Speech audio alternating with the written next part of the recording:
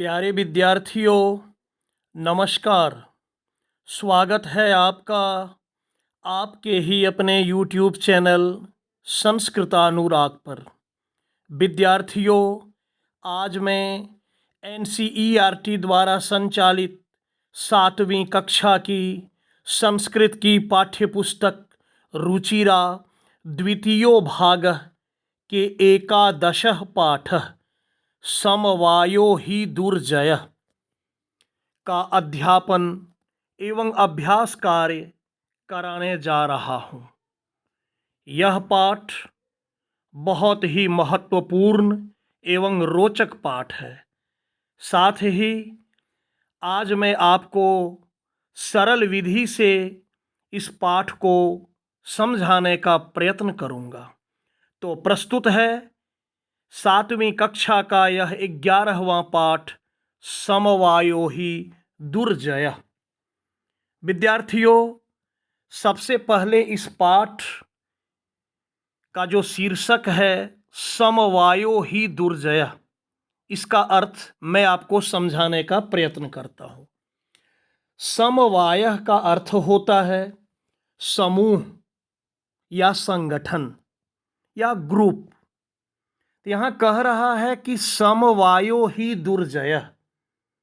यदि आप समूह में रहते हैं, आप संगठित होकर रहते हैं, तो जो कठिन कार्य है, जिसे कठिनाई से जीता जा सकता है, वह भी संभव हो सकता है। जिसे कहते हैं कि एकता में ही बल है।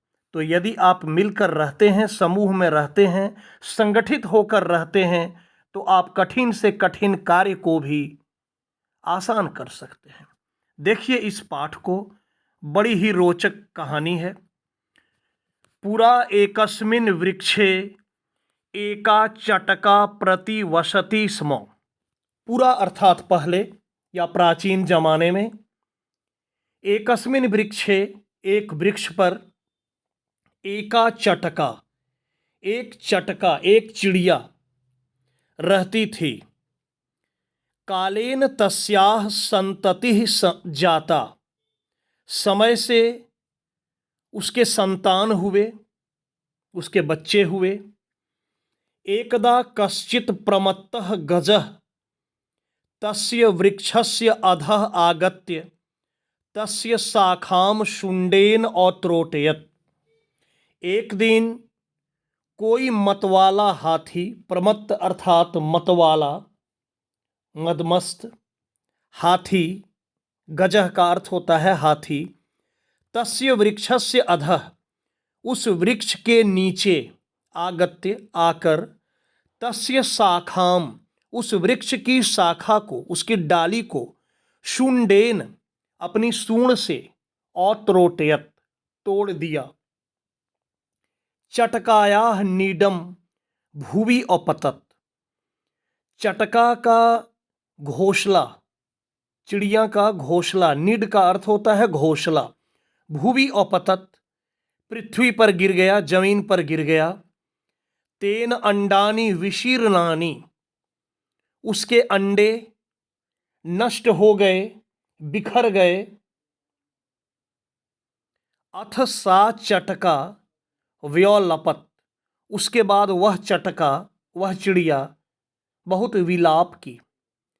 तस्याः विलापम श्रुत्वा काष्ठकूटः नाम खगः दुखेन ताम अपृच्छत। उसके विलाप को सुनकर काष्ठकूट नाम का पक्षी दुख से उसको पूछा, भद्रे किमर्थम विलपसी, भद्रे क्यों विलाप करती हो, किस लिए विलाप करती हो। चटका अवदत, चिड़िया बोली, दुष्टेन एकेन गजेन मम संततिः नाशिता, एक दुष्ट हाथी के द्वारा मेरी संतति को, मेरी संतान को नष्ट कर दिया गया। तस्य गजस्य वधेनेव मम दुःखम अपसरेत, उस हाथी के वध से ही, उस हाथी के मरने से ही मेरा दुख दूर होगा। ततः काष्ठकूटः तम वीणारवा नाम्न्याः मक्षिकायाः समीपम औनयत। उसके बाद वह काष्ठकूट उसको वीणारवा नामक मक्खी के पास ले गया।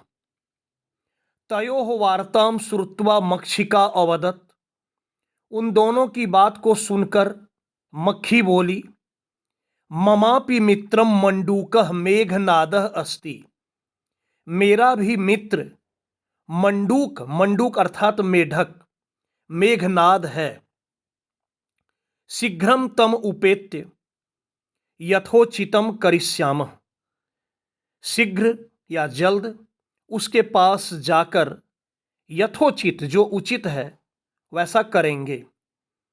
इदानीम तौ मक्षिकया सह। इस समय वे दोनों मक्षिका के साथ, मक्खी के साथ जाकर मेघनादस्य पुरः सर्वं वृत्तांतम न्यवेदयताम। मेघनाद के सामने संपूर्ण वृत्तांत, संपूर्ण कहानी निवेदित किया, उसे सुनाया। मेघनादः अवदत्। मेघनाद बोला, यथा अहम कथयामि तथा कुरुतम। जैसा मैं कहता हूं वैसा कीजिए। मक्षिके, प्रथमं त्वं मध्याह्ने तस्य गजस्य कर्णे शब्दम कुरु। पहले तुम मध्याह्न में, मध्याह्न अर्थात दोपहर में, उस हाथी के कान में आवाज करो, गुनगुनाओ।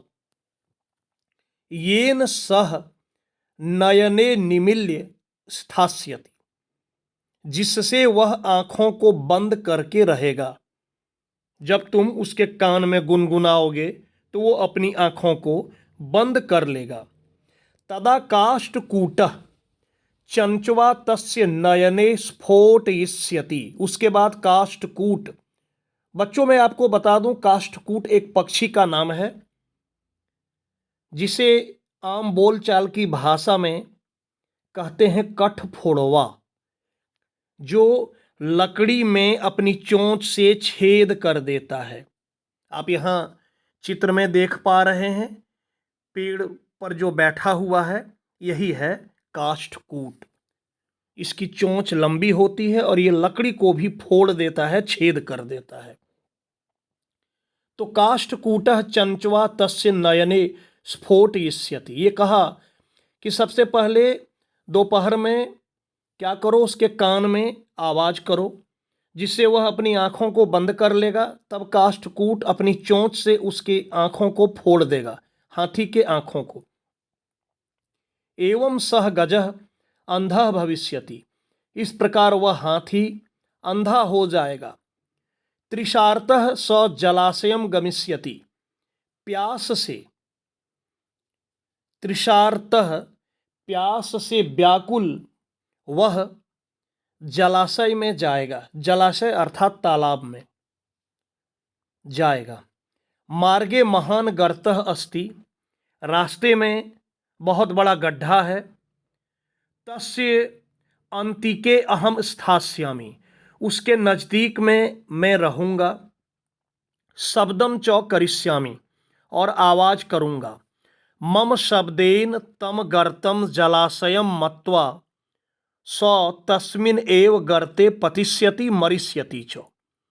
मेरी आवाज से उस गड्ढे को जलाशय समझकर वह उसी गड्ढे में गिर जाएगा और मर जाएगा। अथ तथा कृते, उसके बाद वैसा करने पर, सह गजः वह हाथी, मध्याह्ने मंडूकस्य शब्दम अनुसृत्य महतः गर्तस्य अंतः पतितः मृतः च। मेढक की आवाज का अनुसरण करते हुए, अनुसरण अर्थात उसको फॉलो करते हुए,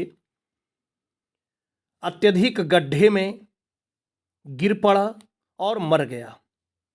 तथा चोक्तम, तथा च उक्तम बहुनाम अपि असारानाम समवायो ही दुर्जय, कि बहुत बड़ी, पहले इसका आप संधि विच्छेद देखिए, बहुनाम अपि असारानाम, बहुनाम अत्यधिक, अपि भी, असारानाम मतलब जिसका कोई सहारा नहीं है, निर्बल जो कमजोर है, तो बहुत सारे कमजोर लोग भी, निर्बल लोग भी यदि मिल जाएं, एक साथ संगठित हो जाएं, समवाय अर्थात संगठित हो जाएं, तो वे भी बहुत कठिन से कठिन कार्य को, कठिनाई से विजय प्राप्त करने लायक कार्य को भी आसान कर सकते हैं। बहुनाम अपि असारानाम समवायो ही दुर्जय, बहुत निर्बलों का समूह भी कठिनाई से विजय प्राप्त करने लायक कार्य को आसानी से विजय प्राप्त कर लेता है। तो विद्यार्थियों, ये था आज का पाठ, बड़ा ही रोचक पाठ था। इसका शब्दार्थ दिया है, शब्दार्थ को आप ध्यानपूर्वक देख लेंगे, संभव हो सके तो याद भी कर लेंगे। अब आते हैं अभ्यास कार्य पर। कह रहा है प्रश्नानाम उत्तरानी एक पदेन लिखत, प्रश्नों का उत्तर एक पद में लिखिए, वन वर्ड आंसर। पहला प्रश्न, वृक्षे का प्रतिवसति स्म, वृक्ष पर कौन रहती थी? उत्तर होगा चटका, इसका उत्तर चटका। दूसरा प्रश्न, वृक्षस्य अधः कः आगतः, वृक्ष के नीचे कौन आया? इसका उत्तर लिखिएगा गजः, वैसे तो उसमें आया है प्रमत्तः गजः, लेकिन आप सिर्फ गजः लिखिएगा क्योंकि वन वर्ड आंसर है। अगला प्रश्न है गजः केन शाखाम अत्रोटयत, हाथी ने किससे शाखा को या डाली को तोड़ा? इसका उत्तर लिखिएगा शुंडेन, सूंड से। अगला प्रश्न, काष्ठकूटः चटकाम कस्याः समीपम अनयत, काष्ठकूट चटका को, चिड़िया को किसके समीप या किसके नजदीक ले गया? इसका उत्तर लिखिएगा मक्षिकायाः, मक्खी के नजदीक, मक्षिकायाः। अगला प्रश्न है मक्षिकायाः मित्रम कः आसीत, मक्खी का मित्र कौन था? इसका उत्तर लिखिएगा मंडूकः। दूसरा प्रश्न, रेखांकितानि पदानि आधृत्य प्रश्न निर्माणम कुरुत, रेखांकित पदों को आधार मानकर प्रश्न निर्माण करें।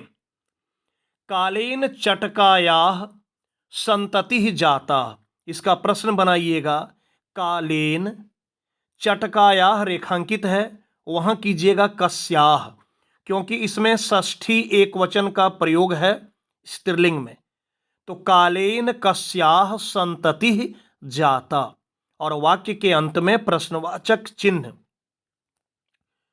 दूसरा ख नंबर, चटकायाः नीडम भुवि अपतत, तो चटकायाः किम भुवि अपतत, किम यहां हो जाएगा क्या, चटका का क्या जमीन पर गिर पड़ा, किम। गौ नंबर में है गजस्य वधे नेव मम दुखम अपसरेत, गजस्य रेखांकित है, षष्ठी एक वचन का प्रयोग है पुल्लिंग में, तो यहां कीजिएगा कस्य, कस्य वधे नेव मम दुखम अपसरेत। और जैसा कि आपको पता है वाक्य के अंत में प्रश्नवाचक चिन्ह। उसके बाद है काष्ठकूटः चंचवा गजस्य नयने स्फोटयिष्यति, चंचवा, तो यहां हो जाएगा चंचवा के स्थान पर कया। तीसरे प्रश्न की ओर बढ़ते हैं। इसमें कह रहा है मंजुषातः क्रियापदानि चित्वा रिक्त स्थानानि पूरयत, मंजुषा से क्रियापदों को चुनकर रिक्त स्थानों को पूरा करें। मंजुषा में शब्द है करिष्यामि, गमिष्यति, औनयत, पतिष्यति, स्फोटयिष्यति, त्रोटयति। करिष्यामि का अर्थ हुआ करूंगा, गमिष्यति का अर्थ हुआ जाएगा, और नयत का अर्थ हुआ ले गया, पतिष्यति का अर्थ हुआ गिरेगा, स्फोटयिष्यति का अर्थ होगा फोड़ देगा, और त्रोटयति का अर्थ तोड़ता है। अब देखिए काष्ठकूटः चंचवा गजस्य नयने, यहां हो जाएगा स्फोटयिष्यति। ख नंबर में मार्गे स्थितः अहमपि शब्दम करिष्यामि। ग नंबर में त्रिशार्तः गजः जलाशयम, यहां हो जाएगा त्रिशार्तः गजः जलाशयम गमिष्यति। उसके बाद घ नंबर में गजः गर्ते पतिष्यति। उसके बाद काष्ठकूटः ताम मक्षिकायाः समीपम अनयत, काष्ठकूट उसको मक्खी के समीप ले गया। और अंत में होगा गजः शुंडेन वृक्ष शाखा त्रोटयति, हाथी सूंड से वृक्ष की शाखाओं को तोड़ता है। आगे बढ़ते हैं। चौथा प्रश्न, इसमें कह रहा है प्रश्नानाम उत्तराणि एक वाक्येन लिखत, प्रश्नों का उत्तर एक वाक्य में लिखें। चटकायाः विलापम श्रुत्वा काष्ठकूटः ताम किम अपृच्छत, चटका के विलाप को सुनकर काष्ठकूट उसको क्या पूछा। इसका उत्तर लिखिएगा। चटकायाः विलापम श्रुत्वा काष्ठकूटः ताम अपृच्छत, डैश दे दीजिएगा, भद्रे किमर्थम विलपसी, भद्रे किमर्थम विलपसी। उसके बाद इति चाहें तो आप जोड़ सकते हैं। दूसरा प्रश्न, चटकायाः काष्ठकूटस्य च वार्तां श्रुत्वा मक्षिका किम अवदत्, तो पहले प्रश्न को उतार देना है। पहले प्रश्न का अर्थ समझिए। चटका के और काष्ठकूट की बातचीत को सुनकर मक्खी ने क्या कहा, मक्खी क्या बोली। लिखिएगा इसका उत्तर। चटकायाः काष्ठकूटस्य च वार्तां श्रुत्वा मक्षिका अवदत्, उसके बाद डैश देके ममापि मित्रम मंडूकः मेघनादः अस्ति, ममापि मित्रम मंडूकः मेघनादः अस्ति, शीघ्रम तम उपेत्य यथोचितम करिष्यामः। आपके पुस्तक में है यह पंक्ति, आप देखकर उसको लिख लेंगे। अगला प्रश्न ग नंबर, मेघनादः मक्षिकाम किम अवदत्, मेघनाद मक्खी को क्या कहा। इसका उत्तर लिखिएगा। मेघनादः मक्षिकाम अवदत्, मक्ष के प्रथमं त्वं मध्याह्ने तस्य गजस्य कर्णे शब्दं कुरु, येन सह नयने निमील्य स्थास्यति, तदा काष्ठकूटः चंचवा तस्य नयने स्फोटयिष्यति। वैसे और भी लंबा वाक्य है, तो पुस्तक से आप इसे लिख लेंगे। यहां तक भी लिखेंगे तो कोई दिक्कत नहीं। अगला प्रश्न घ नंबर, चटका काष्ठकूटम किम अवदत्, चटका ने, चिड़िया ने काष्ठकूट को क्या कहा। इसका उत्तर होगा। चटका काष्ठकूटम अवदत्, दुष्टेन एकेन गजेन मम संततिः नाशिता, तस्य गजस्य वधेनेव मम दुःखम अपसरेत। अगला प्रश्न, पांचवा प्रश्न, कह रहा है उदाहरणम अनुसृत्य रिक्त स्थानानि पूरयत, उदाहरण का अनुसरण करते हुए रिक्त स्थानों को पूरा करें। देखिए यहाँ एक वचन, द्विवचन, बहुवचन दिया हुआ है। इधर पुरुष दिया है, प्रथम पुरुष में आपको रिक्त स्थान को पूरा करना है, जैसा यहाँ जो भी धातु है उसका। तो एक दिया हुआ है पठिष्यति, पठिष्यतः, पठिष्यन्ति। अब यहाँ हो जाएगा पतिष्यति, पतिष्यतः दिया हुआ है, बहुवचन में हो जाएगा पतिष्यन्ति। उसके बाद इसमें होगा मरिष्यति, मरिष्यतः, मरिष्यन्ति दिया हुआ है। ख नंबर में देखिए गमिष्यसि, गमिष्यथः, गमिष्यथ दिया हुआ है। अब यहां करना है धाविष्यसि, धाविष्यथः दिया हुआ है, बहुवचन में हो जाएगा धाविष्यथ, विसर्ग नहीं होगा, धाविष्यथ। उसके बाद क्रीडिष्यसि, क्रीडिष्यथः और क्रीडिष्यथ दिया हुआ है। गौ नंबर में लेखिष्यामि, लेखिष्यावह, लेखिष्यामः दिया हुआ है। अब यहां होगा हसिष्यामि, हसिष्यावह तो दिया हुआ है, हसिष्यामः। उसके बाद द्रक्ष्यामि, द्रक्ष्यावह, द्रक्ष्यामः दिया हुआ है। आगे बढ़ते हैं छठे प्रश्न की ओर। इसमें कह रहा है उदाहरणानुसारम स्मौ शब्दम योजयित्वा भूतकालिक क्रियाम रचयत, कि उदाहरण के अनुसार स्मौ शब्द को जोड़कर भूतकालिक क्रिया की रचना करें। एक उदाहरण दिया है अवसत, तो वसति स्मौ।